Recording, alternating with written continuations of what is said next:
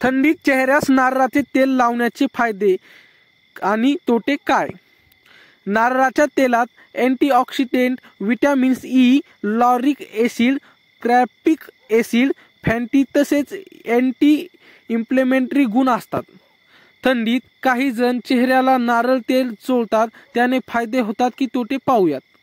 नारळ तेलातील एमोलियंट गुणामुळे ड्राय त्वचा मुलायम होते, असे हेल्थलाईनने म्हटले आहे.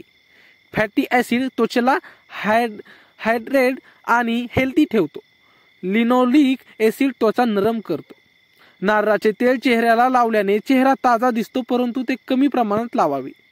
तेलकट त्वचा असणाऱ्यांनी नारळ तेल लावू नये, त्यामुळे पिंपल्सची समस्या होऊ शकते.